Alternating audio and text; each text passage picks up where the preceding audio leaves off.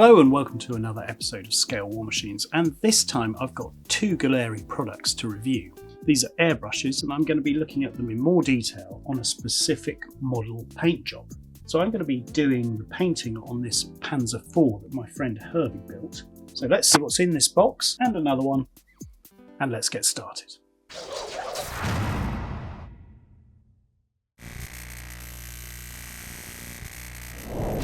Okay, so what have we got here? Well, this was sent to me very graciously by Gaahleri.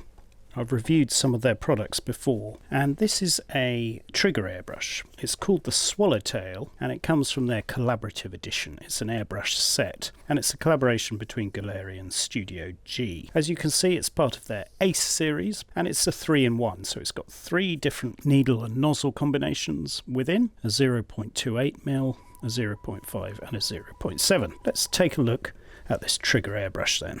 As per usual, everything's nicely packaged, and continuing the tradition, you've got the breakdown of all the parts on the packaging itself. There's some paperwork.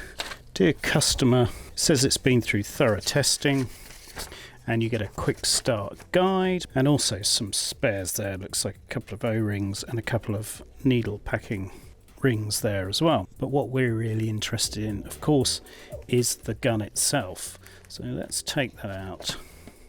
And here it is. And what I thought I'd do with this model is see if I could paint the entire thing with this trigger airbrush. My first impressions then are it's relatively comfortable. It seems nicely produced. The trigger feels more like it could be CNC'd, but it feels very squared off around the edges and gives a very positive location, which is good. Features of the airbrush then, you've got a cutaway in the handle, some sort of paint flow limiter. They call it a preset fluid control knob. It has needle and nozzle cap combination that will be different according to which of the needles you use. So of course there's a 0.5 needle and nozzle and a 0.7 needle and nozzle. You get an O-ring for both as well, seemingly, and that's marked on the packaging. Other features, you get a couple of paint cups. This is of course a gravity feed airbrush, and you get a 1/3 of an ounce. I'll put what that is in cc or milliliters. And that is their standard screw size, so that could be used on other airbrushes. And you get a larger one, which is their 2/3 of an ounce cup. In the past, what I've found with the Gaahleri lids is that they are a very loose fit, and sometimes they will come undone, but you get the mirror finish there. Mirror finish being one of the key things that differentiates Gaahleri. So at the moment it seems to be equipped with the 0.28mm needle. So let's put the smallest paint cup on with that. That's probably what you're going to use. That is a tighter fit, whereas the bigger paint cup had a much looser fit, and they are different lids for each one, so it's a different sized opening. This one is much tighter. So there's a bit of inconsistency there. That's interesting. So that might take a bit of time to work loose. What else? We've got neatly packaged the 0.5mm nozzle and the 0.7mm nozzle. You also get some lube, and the needles are nicely placed in protective packaging. Okay, so I think the best way to test this is to spray with it. When I think of this airbrush as a trigger airbrush, I also think of other models and manufacturers that I've reviewed. So for example, I've looked at a couple of Iwatas, the TR2 and the TH2, both of which are a very different style of airbrushing. And how I would use this is I would principally use this type of trigger gun for base coating, priming, that sort of thing. Now the question is, can I spray something like this in its entirety using a 3-in-1 set like this? Now, it's worth noting that if I need a bit more precision, Gaahleri has also sent me this, which is their Celestial Dragon collection. So it's a special limited edition. There's only 300 units, I think, they've produced of this. Now, this is your more traditional gravity feed precision airbrush, and it contains the Mobius 0.2 that I featured in a previous video in December that I released, but also their Mobius 0.3. These are available now as well, and I put a link in the description for either of these. What makes this different is a special edition double set with both of those. Of course, this one's a much finer airbrush and has a MAC valve on the body. This one's slightly more conventional 0.3. You also get a couple of neat stands with them, and so if I find I gravitate more towards these type of precision airbrushes that are not trigger style, so in other words that are not with a handle and a trigger, more traditional dual action gravity feed airbrushes, then I'll use those. If not, I might feature this in another review.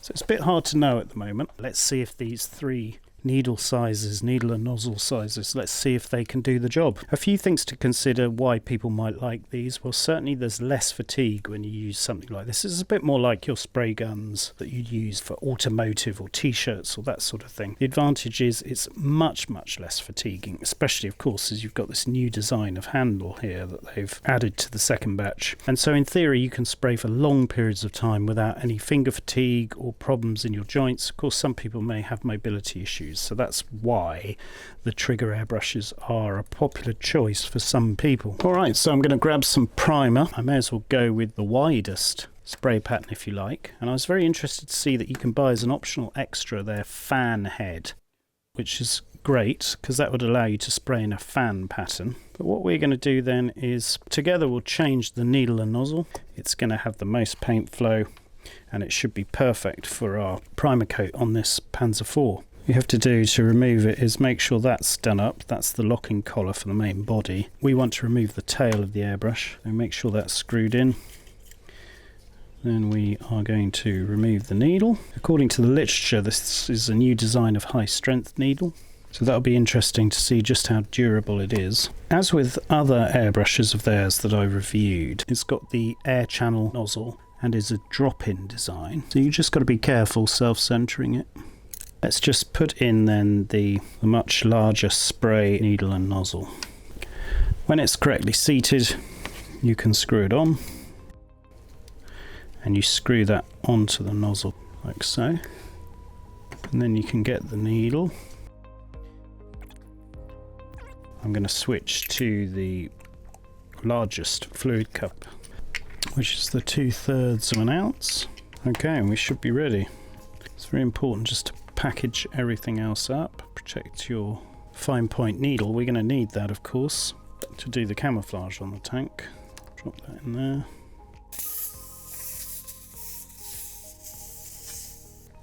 I'm just going to swap. So the good thing is they come with quick necks, but that one, for whatever reason, that was a bit loose. So let's just try another one. So let's just see if this is any better. Yeah. I'm going to set it to 2 bar. Let's see how we get on with the 0.7mm.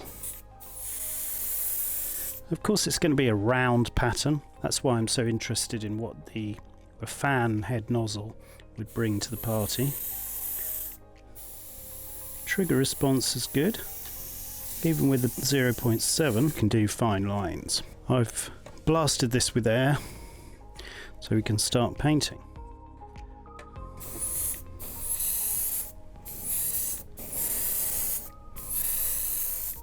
That's the advantage with these trigger airbrushes. I mean, the coverage is just very impressive. So we're just going to let that act as a key coat. If anything, sometimes it's putting on a bit too much paint, as we saw there. Not quite atomizing optimally. I might have to ditch this. It's not atomizing, it's just orange peeling. So after the problem I had with the ammo primer, I was pretty sure it wasn't the airbrush but was the paint. It's quite an old bottle and it's probably perished. So I changed to another paint range, in this case the very dependable Tamiya acrylics, thinned with their acrylic thinner, and I proceeded to spray over what I'd done before. I was able to remove some of the previous paint and rescue the finish, and I'll probably make a future video about this, explaining how I proceeded when things weren't going right, and how to pull back a model from the brink. Anyway, it was pleasing to see that the Tamiya colour was going down really smoothly and flatly with the swallowtail, exactly as I expected, and the previous problems were no more. This confirms that it was the paint and not the airbrush, of course. Here you can see me building up repeated coats, and you can see just how well it's spraying. You can see the finish there is absolutely fantastic, including over the older paint that was having problems. It laid down a really splendid finish, and it was operating exactly as it should, with a correct paint mix and correct paint. So I proceeded to use the airbrush to its full advantage. Pretty soon I had a full covering that I was happy with. Here you can see the paint finish I got with the swallowtail after the initial coats, but because some of the Zimrit had reacted with the paint removal products I used, I just needed to tweak it a bit. So that allowed me to switch to another needle, and I went from the 0.7 to the 0.5. Here you can see me just cleaning the innards of the airbrush as I put away that bigger needle, and I'm just using some brush magic from Deluxe Materials. I found it quite easy to get mixed up, so it's definitely worth taking your time to make sure everything is put away properly and changed correctly.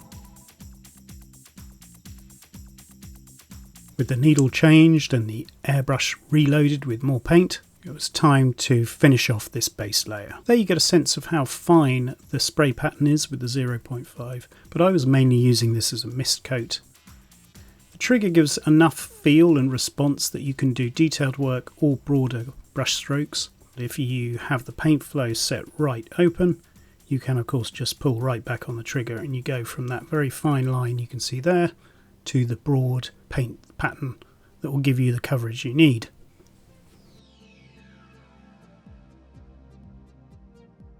Here I am just applying a last drop coat all over the model just to make sure everything's infilled, and then I coated it in hairspray in case I wanted to do some chipping later. By this time my mate Herbie has turned up, and he's the one who built the model and I'm painting it for him. And it was time to put the Dunkelgelb coat on. I dried it off with a heat gun, which was a slightly risky proposition. I'd go with a hairdryer myself. I know, live dangerously. Gotta do it from afar. Does the job though. Look at that. He says as everything pancakes down. But it dried off the hairspray and enabled us to get to base coating. So I thought it was an ideal opportunity for him to use it and experience what it's like, and we could get the perspective of someone who's never used a trigger airbrush. He's only used the traditional top trigger type airbrushes. So he merrily set about painting his own model. You can hear his thoughts on using it for the first time. So what are your first impressions? Oh, I like it straight away. What's different for you about using it? Power. And coverage, right? Yeah. You know, effortless coverage. Yeah, especially if you want to go up the scale. That one's pretty much a similar thing. Yeah. Or that one. Yeah, blow that off the table, so. Yeah. Just sort of relaxing. Yeah, it's just aim high, just loads of control you feel you've got on it. I'll put the fine needle on. It'll be interesting to see what doing camouflage is like. I think with the trigger like that as well, you tend to just keep spraying like you would with an aerosol. Whereas with an airbrush, you would never go, would you? No. But you find yourself doing it with a trigger brush because it's more like a spray can. Spraying this blind, by the way, because I don't have my glasses. Well, I can tell you, it's looking fine. Oh, definitely alright.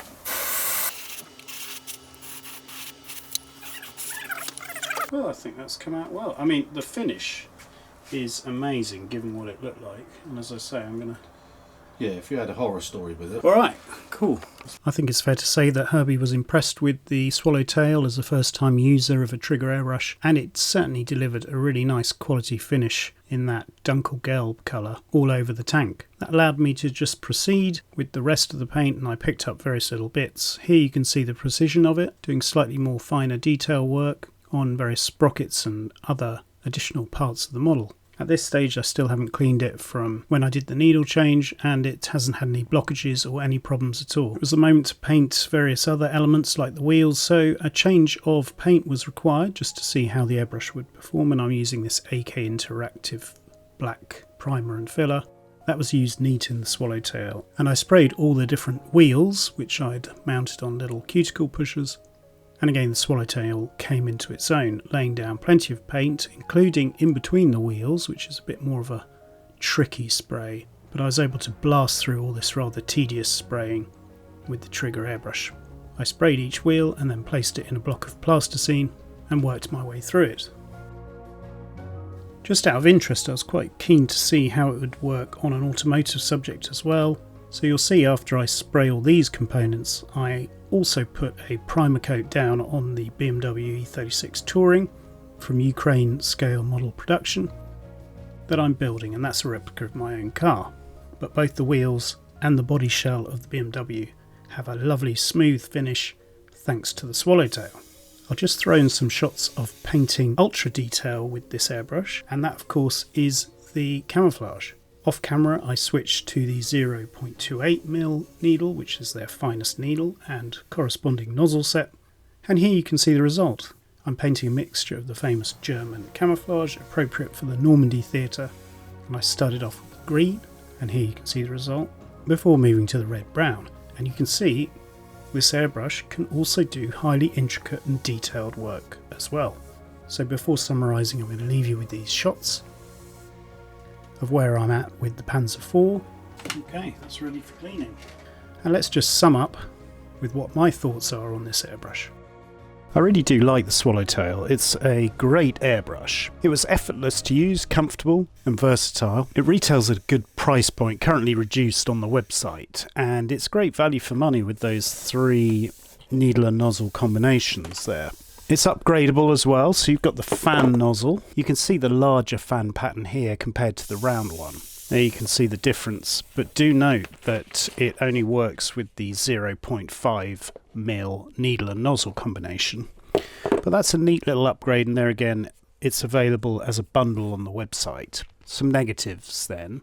After clearing up that the paint atomization issue was due to some old primer, not the swallowtail, there were still some minor niggles. The inconsistency with the lid fitment is a bit of a consideration. The quick connect that came with it was leaking. I'm not really sure why. Again, it's not a biggie. I did bend a needle, so I can't really speak to the toughened needle marketing that's mentioned, but that was due to me bumping it into my airbrush station, cleaning station, pretty clumsily. And that was pretty much down to me rather than the needle. It's worth saying that the Gaahleri spares availability is really good. That could well be a key factor for you when buying these better value airbrushes from newer manufacturers. Pricing for spares is reasonable and the delivery service was speedy. I received a replacement needle and nozzle set, and that's actually an upgrade set, and it included an air cap with holes as well. So that's a good option to consider for you.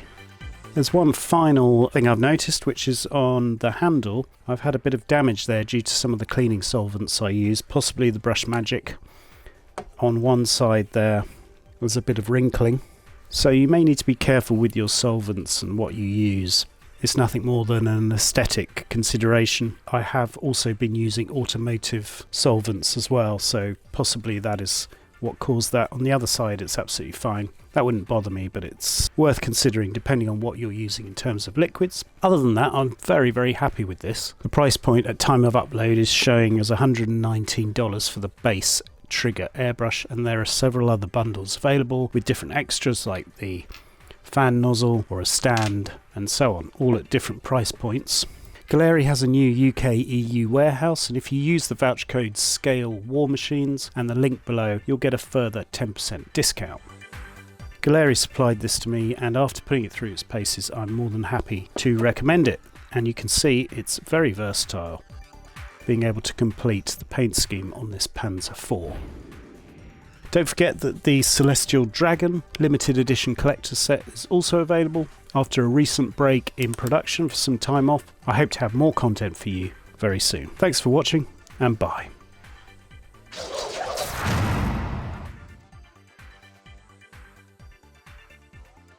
Subscribe for our latest videos.